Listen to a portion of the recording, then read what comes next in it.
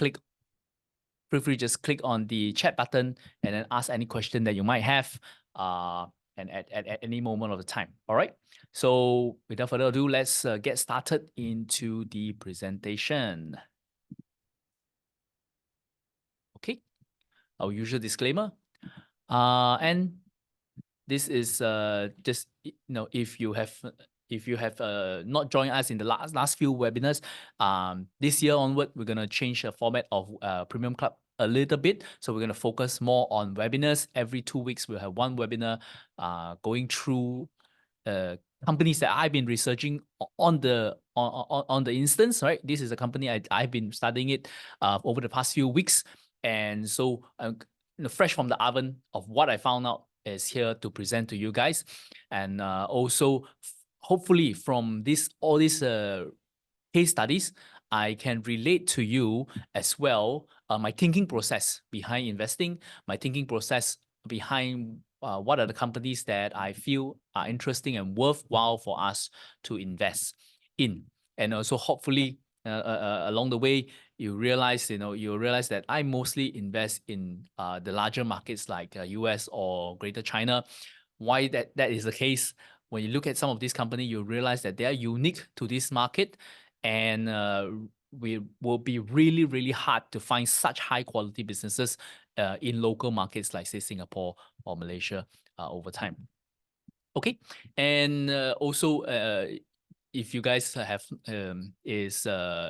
unaware, I have joined IFAS Global Market starting this year actually, and it's been a decision that I've been thinking about for quite a long time, and it's basically something that I feel that this could be my life's work and a company that I believe in as well. And I hope to continue with them for many, many more years to come, and hopefully, to the end of my retirement days. And which is why I don't take this decision lightly, and it took me quite a while to finally decide that I wanted to become a wealth advisor together with them. And IFAS basically, for IFAS Global Market, it's both an advisor and a brokerage platform. So there's inside the master account, you can actually create account where it's advisor assisted, where I will help you build a portfolio. And I will look through, what is most suitable for you, what are some of your exposure right now, and I'll build a portfolio for you. Or there's also a DIY brokerage as well. So even if you are not looking for an advisor, you don't really need any help from me. I hope you think about starting a brokerage account with me as well. So in that way, from my advisor login, I'll be able to help you look at your portfolio a little bit, try to understand, what kind of stocks you guys are buying, maybe hopefully keep a lookout for you guys, and also maybe give some feedback on your own portfolio as well. So hopefully that's something that you'll consider as well. Or you want to have a bigger chat with me on creating a more holistic portfolio and wealth planning for the future. That's something that I love to do as well. And everything I do is based on my own experience and on my own strategy that has worked for me since 2006, where I started investing.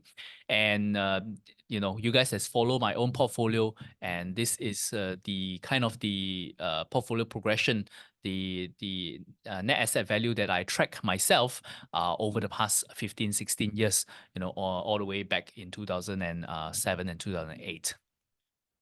And so I'll be using this very similar strategy in creating core portfolio for my clients as well, right? And like I said just now, if even if having an advisor is not something that is useful for you because you already know how to do everything by yourself, IFAS is also a brokerage platform for you guys. And hopefully, if you're interested, you can also find out more from me. And just want to let you guys know my official contact. So I have two WhatsApp, both my Singapore number and my Malaysian number. And these will be the only two numbers that I'll be using. And of course, my email with iFast, and also every single social media account that I have will be listed on Learn with Stanley. I wanted to highlight this to all of you, mainly because there are quite a number of cases of scammers just impersonating me and impersonating Learn with Stanley or Value Invest Asia on Instagram or on Facebook, where they're just promoting scams. And so I really hope everybody will be vigilant. And even if you get any numbers contact from me, this will be the only 2 numbers that I have. And always confirm with me having a video call. That's very, very important, right? All right, so let's get down to business, talking about Intuit. And let me just scroll up my notes. So we're going to break it down into 4 key parts that we're going to look at, right? Of course, talking about the business, how the business become what it is today. That's number 1. And what is the business model now? Why has it been able to achieve such a good margin in their business? Where are the challenges going to come from the business going forward as well, right? You will learn a little bit later on who is attacking the mode of this company, including the US government is coming to eat their lunch. A little bit big competitor coming. But there's still some of the opportunity and the risk where should we be looking. And then finally, we end that with our stock analysis, looking at the financials and also the valuation of this company. So Intuit today is a stock trading on NASDAQ, price about 566. It has actually come down quite a bit from its high of close to 700. And it has a market cap of around 150 billion US dollars right now. And they actually suffered quite a huge drop over the past 1 or 2 months, mainly from investors getting a little bit questionable and worried about the rise of AI and how it might affect their business. They're not sure how it will affect the business, and I guess the majority of investors is thinking that AI might render some of its software even obsolete, or people might not need to use their software as often as in the past, which is why dropped. You see this close to more than 10% of a drop. But I will touch on that as well, where I feel it's a little bit overblown, and why that's not really the case, and what could be the effect of more and more AI function comes online, and how it will affect the industry. Okay, they have a pretty interesting history. The company actually started way back in 1983, right? 1983. This during the time where Apple is getting started. I think Microsoft hasn't even get started, and so very, very, very early on in the rise of the personal computing. I think Apple II was only just being developed around that period as well. I wasn't born yet, 2 years from where I was born. But this guy, Scott Cook, is basically the main guy, and he was actually an executive at Procter and Gamble, so P&G, and selling soap and selling razor blade. But he was also thinking of starting something himself. And what he found, the struggle, is when his wife is complaining to him that it is so difficult for her to keep the house finances and keeping track of all the bills that she has to pay. And so he think that with the rise of personal computing, we can use the computer to do such tasks and have a software to help us manage our finances. So he seek out a programmer in Stanford University, and his name is Tom Prolux. I think I'm pronouncing it wrong, but okay. So he found a programmer, and both of them decided to co-found this company in starting software to help in personal finance and in the finance field in general. So that's where it started. And the first software they wrote out is called Quicken. And I think Quicken is, even until today, is still around. And Quicken is at its core a personal finance manager. So it was written in BASIC, right? The most raw type of accounting system. Still when there's no graphic interface. So the first form of Quicken is something like this, and basically it helps us manage our finance a little bit better compared to pen and paper. And that's where they got started.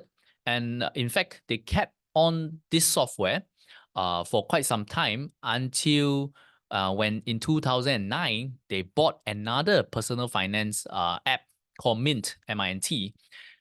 From there, then they have two personal finance software. And then in 2016, they finally sold off the Quicken brand and the Quicken software to a private equity firm. It was resold a few times after that, but that's when they get rid of and sold off the remains of their first software, Quicken, and then focus on Mint. And Mint today is integrated into their personal finance and credit rating mobile app called Credit Karma. We'll talk a little bit about that later on. So it comes one full circle. They still have this piece of the business, but in a totally different name. And, oh, sorry, don't know why the image is not working, but it's not important. It's just the image of Microsoft Money. And in the 1990s, Microsoft was trying to conquer every piece of the personal computing space, both the hardware and the software. Sorry, both the software and the personal computing operating system and the internal app within it as well. And so after seeing the success of Quicken, and they launched Microsoft Money, which is a similar thing that to help us manage our finances.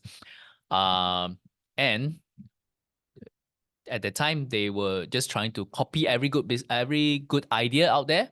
And if they cannot copy and outcompete Microsoft, what Microsoft will do is do a buyout offer. So in 1994, after Intuit was IPO'd in 1993, by straight away in 1994, Microsoft actually gave them a buyout offer of $2 billion. This is 1994 money, $2 billion to buy out. The deal almost went through, but it was blocked by the US government.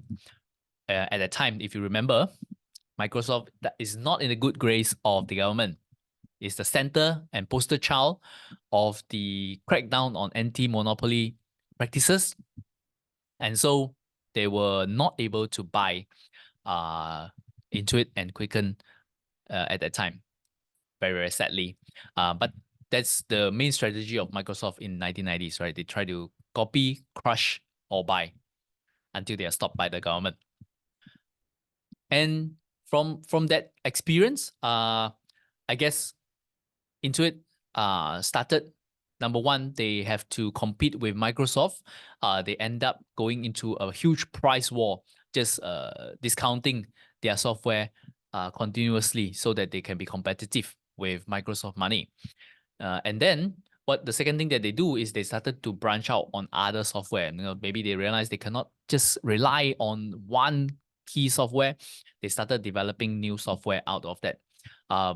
During their IPO in 1993, they do it through merging with other companies as well. So from that merger with this company called Chipsoft, they brought in another software which is called TurboTax, which is one of their core business right today. It's an application to help mostly US individuals to file their taxes and finding ways to how to help them save on their taxes.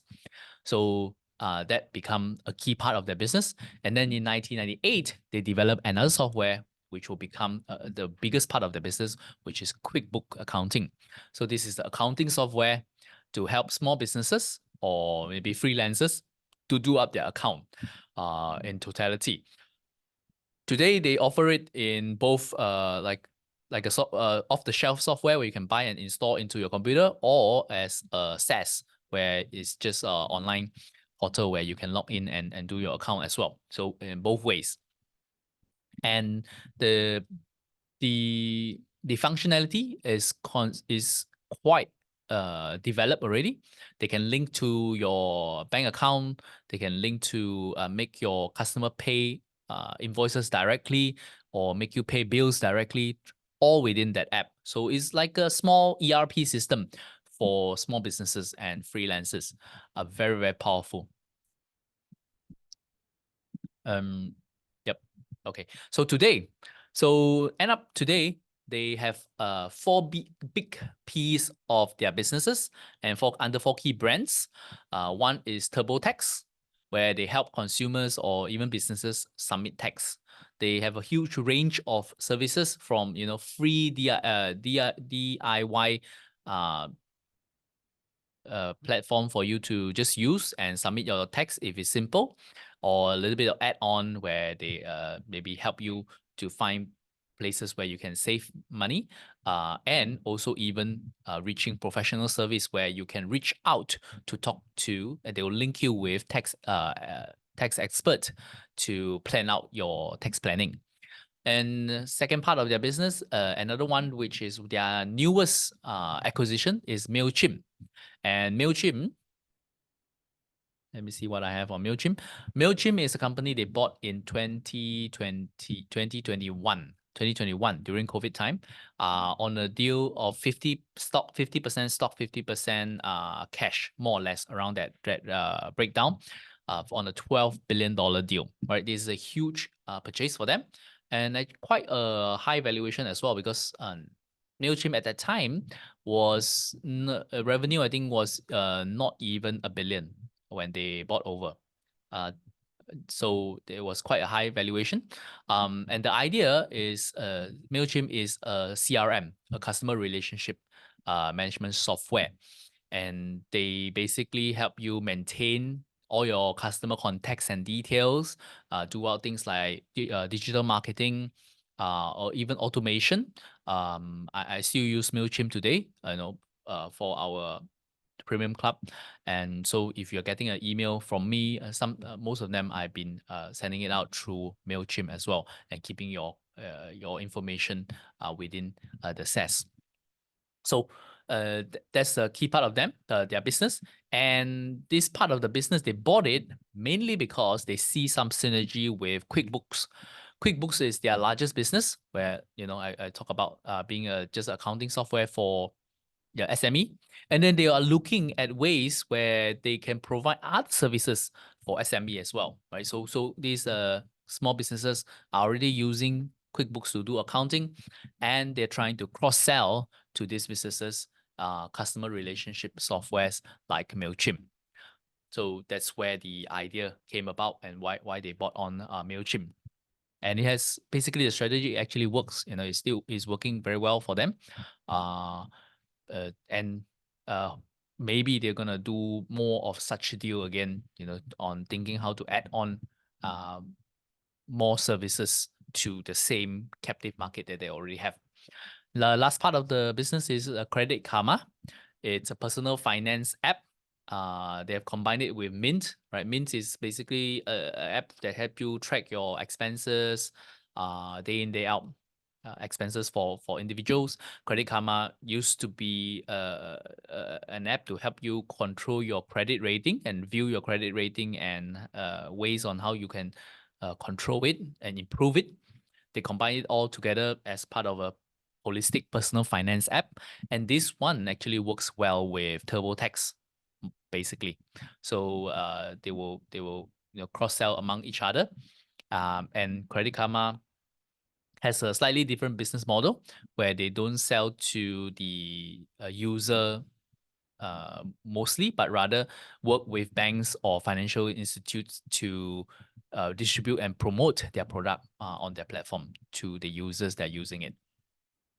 Okay, so this is the current breakdown in the last financial year of the key businesses. So they don't really break down in terms of brand, but more or less we can view, I guess we can view it from what they describe each business to be.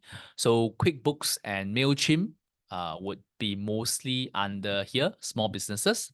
The two businesses would combine. Consumer would mostly be the TurboTax part. They have a segment called ProTax, where it's working with professional tax advisor to advise both maybe people who need more complicated tax filing and also for corporate as well. So that's under ProTax and then Credit Karma. So you can see this is based on the revenue of each business. So the QuickBooks and MailChimp will be the biggest part of their business. And this is the operating margin of each of the segment. So you can see that small business has a 57, I think, operating margin. Very, very good. Consumer, which is the TurboTax, has a operating margin of 70%. So this is a strong profit business for them. ProTax, high business profit margin, but because it's such a small business, so it's not very meaningful.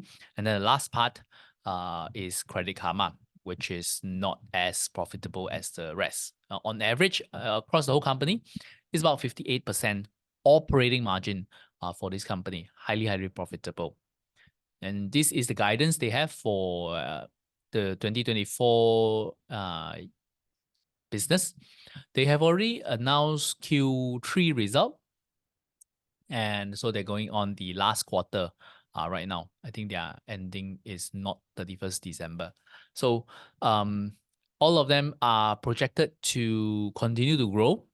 And you can see the biggest part of the growth still coming from small businesses. So the MailChimp and the QuickBooks are part of the business.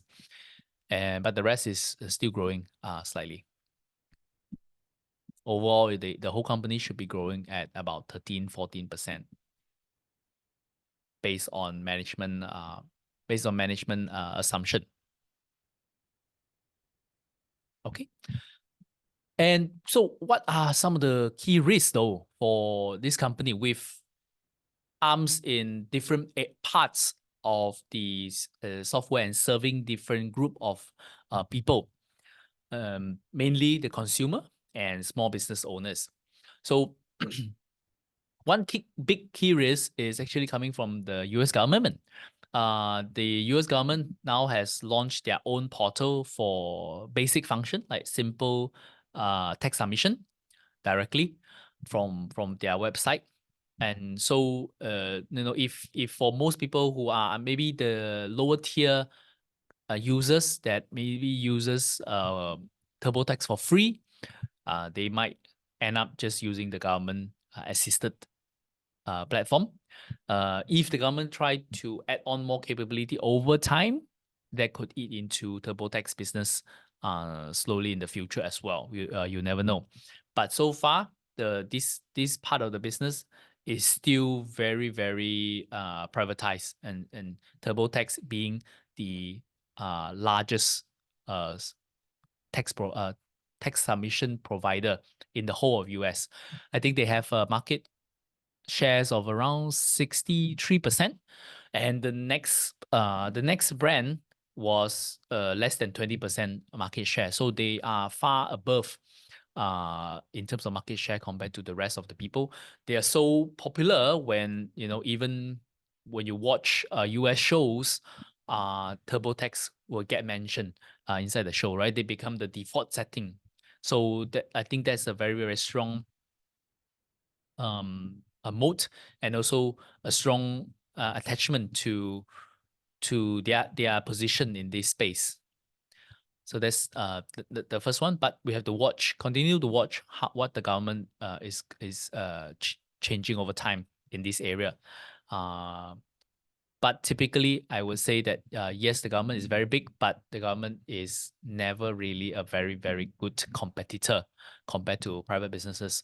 So this one, I would say maybe it's a yellow flag, but I'm not too worried about it at the moment. Other business like QuickBooks, MailChimp, Credit Karma, more or less, they are in a very, very competitive landscape QuickBooks itself, there are so many other accounting software companies like Sage, Xero, Zoho. There's ton, Wave Accounting. There's so many online based for small businesses. But QuickBooks is one of the largest one still, which is a good credit to them. But there are also bigger guys like the ERP players, Microsoft Dynamic, SAP or Oracle, NetSuite. So QuickBook will compete with all these people at once. I actually invested in Xero before. It is a New Zealand Australia company. So they're more stronger in Australia and New Zealand. They are in Singapore as well. And when I was starting a business, I also saw Xero. But QuickBooks is also around is also here in Singapore, and it's also in Malaysia. So they compete in the same market. Similar to MailChimp, there are many other email provider out there, but I would say MailChimp is one of the biggest at the moment as well. So both in red ocean competitive market, but one of the big guys within each market. And then Credit Karma is a new part of the business, and for now the least profitable ones, and they also compete with apps coming from other developers. Some from banks, some are startup. Even government have their own personal finance app, and also of course credit rating companies would have their own credit app as well. So they compete all around this space. But like I said, their business model is trying to cross sell from each of their asset. So there are a pipeline for them to boost up the services in their own ecosystem a little bit. And of course, the big threat that people talk about is how would AI change their business? I actually don't feel that AI would change would reduce their business or render their services not important anymore in the future. I feel it will still be just as high in demand, but it will make the space much more competitive, I feel, because once maybe their competitors is adding in some AI functions, it's something that they have to catch up as well. It's something that they have to offer as well. If everybody is charging around the same prices, they cannot be lacking in features. And which is why they are on a very, very strong hiring spree over the last few years, just to get more AI developers in building up their AI capabilities, with the asset and with the data they already have. So I will feel that it will become more competitive, but not necessarily a negative for their business. That's because I feel the business do have quite a interesting moat around it. Of course, this is a much smaller company. We're not going to compare, say, the moat of this company compared to, the Googles or the Amazon of the world. But within their niche, I feel that they still have a little bit of moat. Number one is they are very, very sticky customer, because they are helping customers do up their account, submit their tax, have all their customers' information at one place. It's not that simple for the customers to change to another software. The data migration and the learning curve, again, is not just so simple. And if they don't screw it up, if they're still providing value, not too pricey, I think most customer would just want to renew with them anyway. So, people who use TurboTax for many years, they will just continue using it if it's working for them. And from there, their strategy is upsell and cross sell. So now in Credit Karma, about 25 to 40% of the leads for Credit Karma, people who sign up for Credit Karma, actually come from TurboTax. Right? So after you sign up your tax from TurboTax, they try to ask you to maybe track your finances using Credit Karma, and from there they gather more information of you, of your personal finance, of your credit rating, and your tax submission. They have a full view of who you are financially, and that could be quite powerful in the future for them as well. So, where are the key opportunity I feel for this company? This company,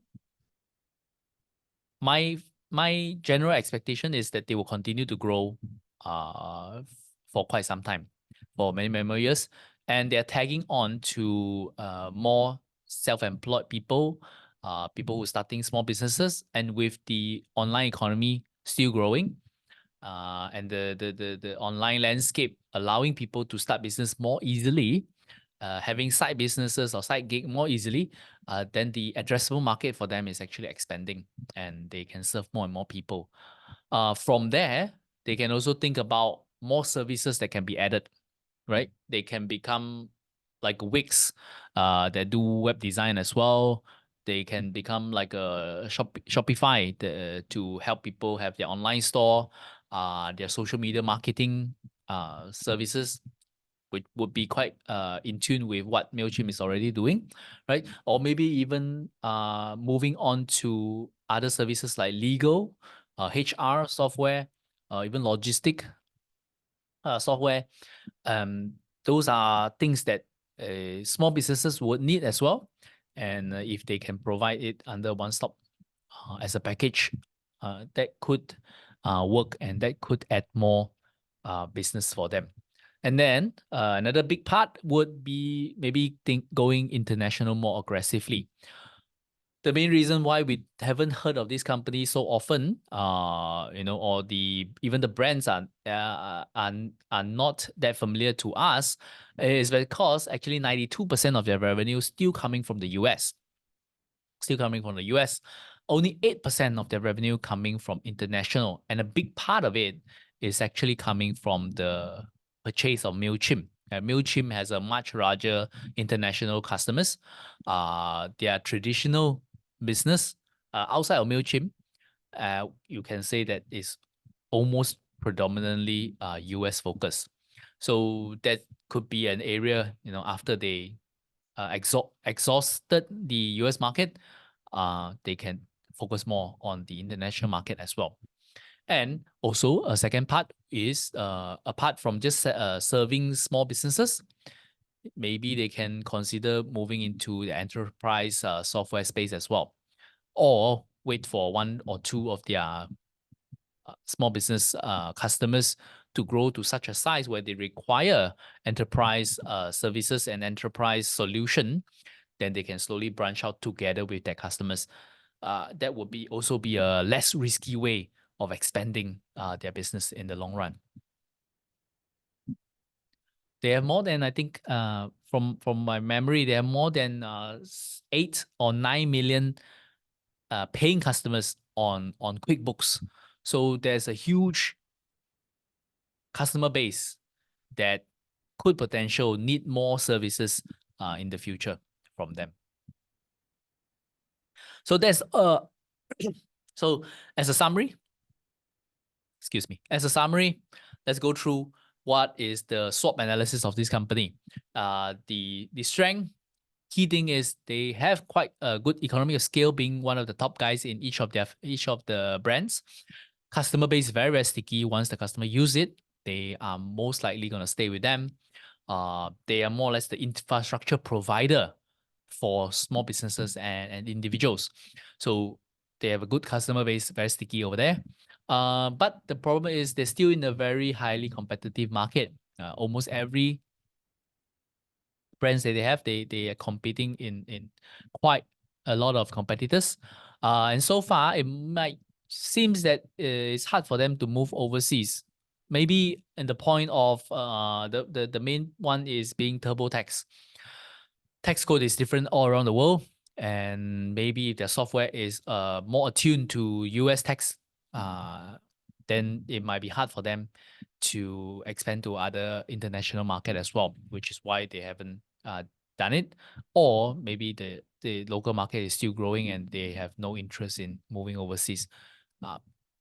Either way, threat could be government regulation or government coming with alternative, like you've seen in TurboTax, maybe AI is going to make things more and more competitive. They have to just add more and more features, but without charging significantly more, just to stay competitive in the market. And of course, data security, being that they control and store very highly sensitive information of customers. Any data breach would be, humongous and big problem for them. So that's something that they need to take care of. But the opportunity, still quite a lot. Going international, more M&As, cross-selling, upselling, moving into different target markets, like moving to enterprise.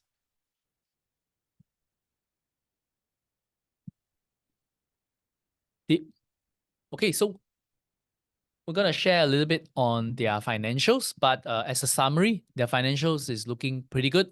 It's growing well, very high margins. As we look through all their business segment, very high margins, meaning that they do have some pricing power over their customers.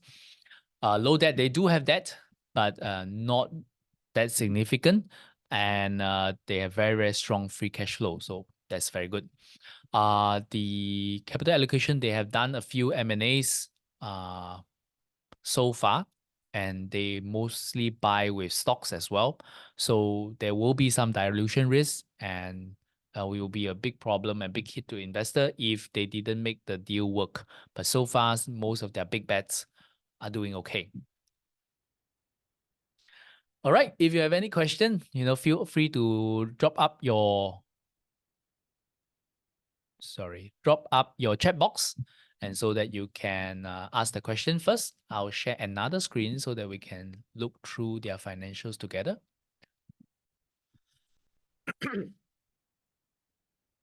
Not this one.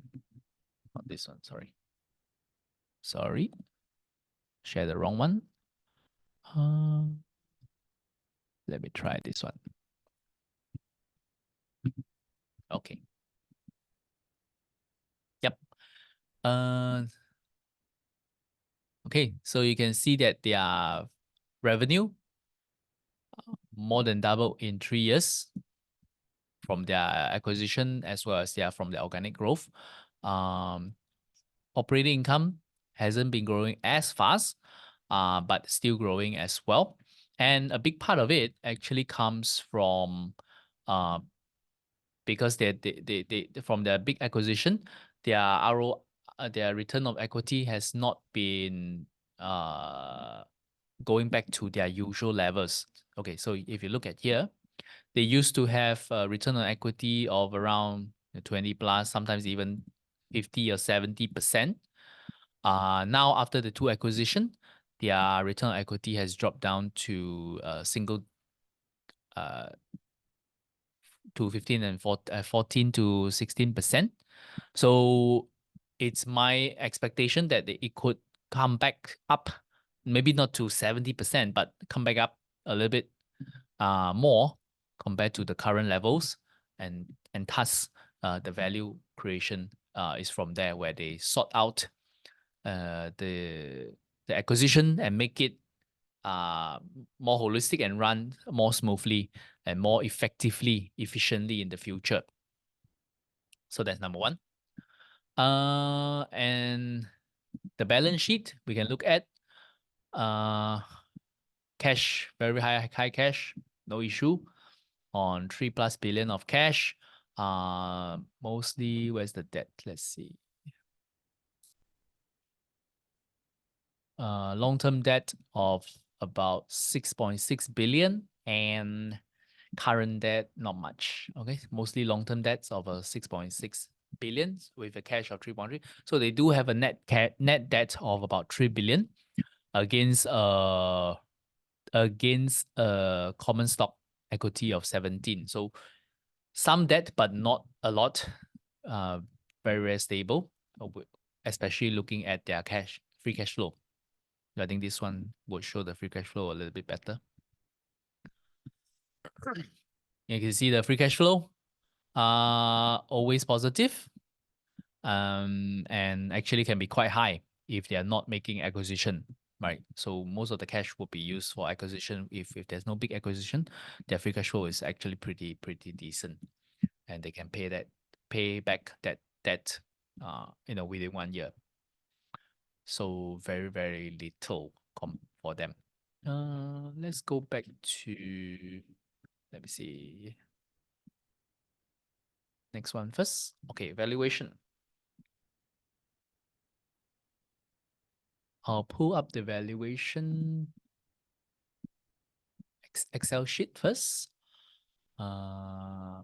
If you guys have any question, do let me know.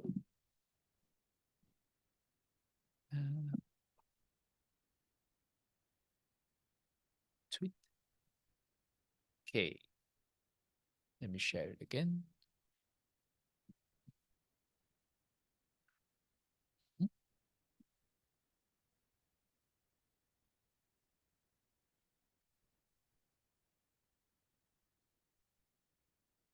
Okay. Oops. Sorry, my bad.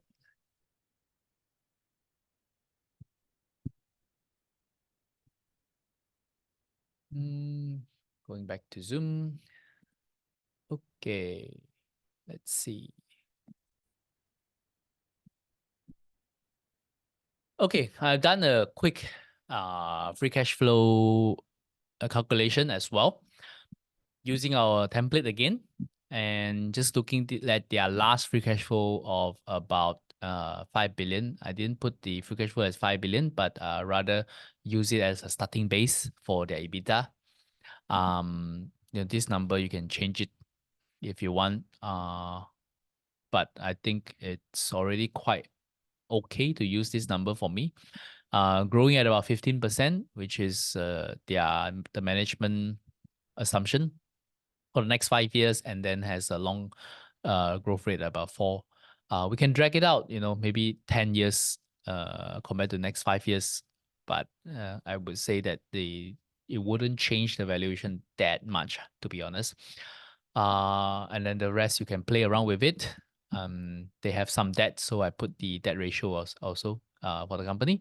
But from there, the valuation of the companies is actually only $72 billion, $72 billion, where the current valuation of this company is around 150 billion. 150 billion. So there is a mismatch here, something that we have to think about if you are looking at this stock. But it also kind of highlight the limitation a little bit of discounted cash flow,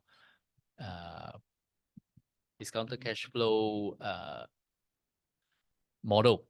So another way, if you want to take a look, which is what I typically just look at, is using PE ratio. And if we look at the PE ratio of this company, it has always been trading at quite high valuation. So today they're trading at about 52 times PE. But that figure is actually below their historical PE of about 57, 58 times, 60 times. And compare it with their industry peers, you can see that most of all these ERP companies has quite high, enterprise software companies have very high PE, mainly because their business is much stickier than most. So Salesforce about 44, SAP about 86, ServiceNow about 70 plus. So around that range, I would say, similar to their peers. So it's individually, of course, it's high, but as a group, I guess they are more or less in line with everybody else. Okay. Oh, I actually screenshot it for you guys, and their ROE as well, so you can take a look. The moat, just go through. I always give a moat rating as well. So this company, I rate it at around 1.5 times. There are some moats, not the strongest one that I've seen, but as within their each niche, actually still have very strong pricing power over their customers, pretty sticky that the customer's gonna stay with them if they don't mess it up too drastically. So overall, my expectation is that this company is a great business with good growth, very, very strong free cash flow. So no issue on company going bust or anything. Very good. The business risk, maybe mid risk, something that we still have to monitor. How it develop over time, how AI is going to change the business, how the government initiative going to change the business. Is something that we can continue to monitor, and I don't think will change so drastically overnight. So it's something that we can continue to view and see the trend. Wonderful business, simple to run. I think both the founders are still with the company, but I guess it's already passed on to professional managers, and with or without them, the business can still do pretty well. Okay, well, is it for you or is it for me? I feel that the main theme of this business is that the growth of the online economy and the small business owner, right? People going into business. I think that's not going away anytime soon, and it actually can accelerate because it's easier to make your own living now compared to the past, and more people will want to try their way in business. That would feel all the services that they're having. So they're basically selling shovel for people who wanted to start digging some gold for themselves. It's good if for you if you understand their business, and you more or less your portfolio has already invested in most of the big tech. You're looking for a mid-size cap to diversify a little bit away from, I guess, the S&P 500 focus companies. There's something, as a diversification stock is something to look into. But it's not for you if you view, the outlook of US economy very, very badly, or you're just maybe not comfortable with the business model, a brand you never heard of, or you don't quite understand how enterprise software works. Okay, there's no problem at all. We can, if it's not for you, there's always other stock to look at. The key thing I feel every time I go through this example, number one, what I'm trying to show is my thought process of how I view the company, how I actually analyze the company. So I do the flow similar to how I would research the company. Being that I always look at the history of the business, understand the business model, understand the attraction of why this business work first before looking at the numbers, where we talk about the financials and the valuation right at the last. So always find a business that you understand and you agree with, and you can see the outlook of the business first before investing in them, before you even think about investing in them. And if you buy it, think of as your entire portfolio. Why should I need this stock in my portfolio? Is it because I already have all the other big names and this would add a little bit diversification, or because I am mostly invested in the China market and I need more and more US exposure a little bit to balance it out? These are some of the things that we should think about. Okay. Next one is going to be our spin-off segment. So if you have any question at all on this company, feel free to pop up the chat box. Chat here, and let me know your questions. If you have any question outside of this this presentation, you can also chat with me. Or just a question on even IFAS, you can let me know. All right. Or you type that out. Just our usual spin-off section. And this is a podcast I stumble upon and I feel is useful. Maybe for you guys. It has certainly been useful for me while listening, because I have always been a big fan of Simon Sinek.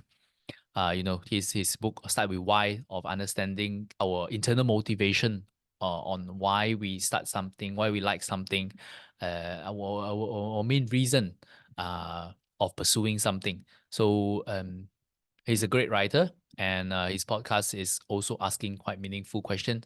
And this is an interview with a war journalist, Sebastian Jungle. And basically, you can take a listen to the podcast, but the core of it they're talking about is, what is the main purpose of life for them? How can we stay contented and happy in our life? And the main idea is we have to feel that we're being useful, that we are of use and of service to other people around us.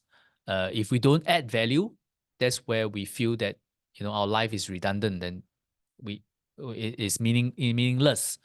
Um, and having this opportunity, say, for my personal life, a key reason why I joined IFAS is also trying to be useful, and this is a skill that I learned for so many years. It has benefited me for a long time, and I'm very grateful that I have learned this skill. And if I can help more people with it through the IFAS platform, and all the better. And it will make me feel a little bit more useful to everyone else. And this is, I feel, the journey to become contented and happy in life is a very oxymoron journey, because we're trying to solve a problem for ourselves, right? To be happy and to be contented. But the solution is actually you have to not think of yourself. and uh and so it's being selfish uh to be to be to be to be selfless in order to be selfish, because at the end of the day you're serving your own internal objective. Which I find it's a very funny way of looking at it. So that's something for you guys to check it out as well if you have some time, 30 minutes of listening. And of course, if you want to chat with me more on what I'm doing at iFast and how I might be of help to you, or even just opening up a brokerage account so that I can help you monitor some of your stocks that you buy. It's quite easy to even port your stock portfolio into our brokerage account as well. That's something that I did as well. Moving some of my portfolio into iFast when I joined them. So if you want to find out anything at all, you can reach out to me. The brokerage platform is have access to all the markets: Malaysia, Singapore, Hong Kong, China, US. They're adding on to London as well soon. So it will only become more comprehensive over time. Okay, so if you need to talk to me or anybody or about anything, oops, I lost the QR code. Let me see.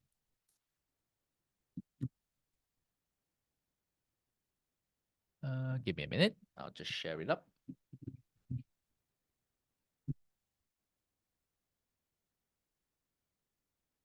Mm-hmm.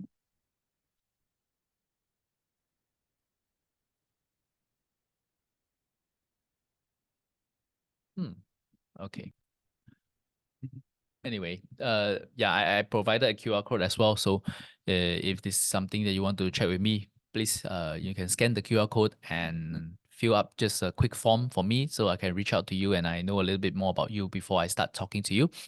I'll always reach out to you through WhatsApp, through a call, and then set up like a Zoom call so we can see each other face to face. It's me. And just for safety of everybody, right? Or you want to reach out to me directly, this is my number as well. And just drop by and have a chat. No problem. Uh, Before I leave, I have a few things I wanted to share with you guys. One is, of course, I always end with a quotation. This is by Carl Jung, a psychologist, that you are what you do, not what you say you'll do. So I always try to carry myself through the action rather than thinking about just what to say.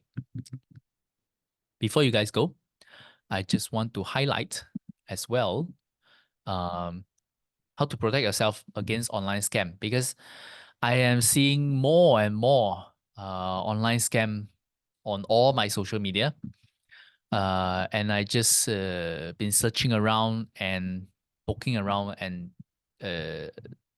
just some of the tricks, I guess, that you can protect yourself if you're following financials people, influencer on social media.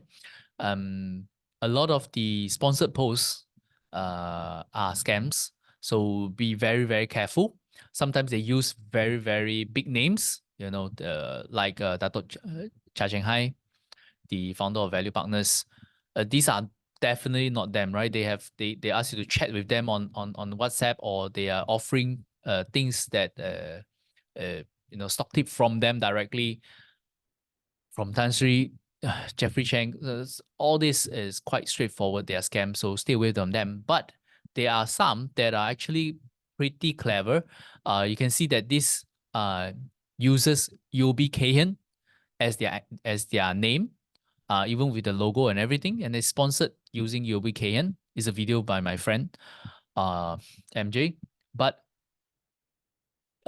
they when you click through on their profile, you will realize that they are not the real Yobi Kahan, right? It's just a fake account that impersonating financial firms. They impersonate the banks, they impersonate the brokerage. It's quite serious. So I would urge you guys to be very, very careful when engaging them. Don't simply click on them, and if you do click on them, make sure double check again and again, and most likely, I just assume they are scams. If you need to reach out to any of the financial firms, I would say just call them directly. And also for my own personal case, on Telegram, you can see that there are many, many people impersonating me all across. So I'm not on Telegram. I have one account just to have the account there, but I never use it. So I never talk to anyone on Telegram. So please make sure that, if you see such, just report them. It will not be me, and inform people around you if somebody asks you about invest with Stanley or learn with Stanley. If it's on Telegram, it's not me. And hopefully everybody will stay a little bit safe. All right. Thank you so much for your time. If you have any question, you can always reach out to me. If not, thank you so much. I hope to see you again soon in our next session. Till we meet again, invest safely, guys.